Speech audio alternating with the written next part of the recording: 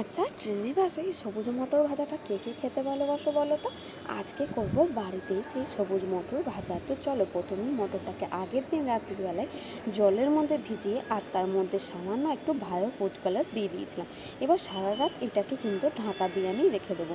তো চলে এসছে ঠিক পরের দিন সকালবেলায়। এই দেখো, মটরগুলোর কালারটা কিন্তু অল্প অল্প চেঞ্জ হয়ে গেছে।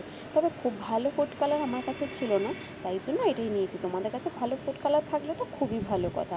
তো রঙটা সেরকম হয়নি বলে আমি ওপর থেকে আরও একবার একটু ফুড কালার দিয়ে এটাকে ভালো করে নাড়াচাড়া করে নিয়েছিলাম প্রথমে। যখন কালারটা একটু চেঞ্জ হয়ে আসবে সেই পর্যায়ে একটা সুতির কাপড় ছেড়ে দিয়ে বা যে কোনো কিছু দিয়ে রোদের মধ্যে এটাকে একটু শুকিয়ে নিতে পারো, কিংবা একটু মুছে নিতে পারো গাটা। তারপর এটা কিন্তু একদমই রেডি। আর তারপর কড়াইয়ে তেল বসিয়ে দাও। তেলটা যখন মিডিয়াম টু লো ফ্লেমে থাকবে সেই পর্যায়ে সব মটরগুলো এর মধ্যে দিয়ে দাও। এটা কিন্তু ভাজতে গাইস একটু সময় লাগবে, তাই তাড়াহুড়ো করবে না। তেলটা খুব বেশি গরম হয়ে গেলে কিন্তু একদমই ভালো লাগবে না। তো চলো, ততক্ষণে একটা গুঁড়ো মশলা রেডি করে নিই। সামান্য পরিমাণে কালো লবণ আর একটুখানি লঙ্কার গুঁড়ো ভালো করে আমি মিক্সড করে পাশে রেখে দিয়েছি। এটাই হচ্ছে সবুজ মটরের মশলা।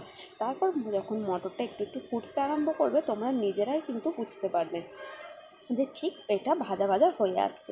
যখন হালকা হালকা খোলস ছেড়ে দেবে ঠিক সাপের মতো, সেই সময় বুঝবে তোমাদের এই সবুজ মটর ভাজা কিন্তু একেবারে তৈয়ার হয়ে গেছে।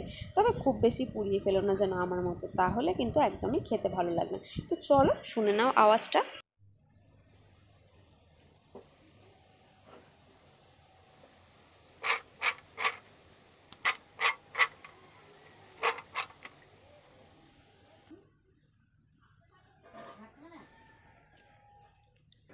আশা করছি তোমরা বুঝতেই পেরেছো কতটা ক্রাঞ্চি হয়েছে। Thanks for watching guys. তোমরাও বাড়িতে কিন্তু অবশ্যই ট্রাই করো। টাটা।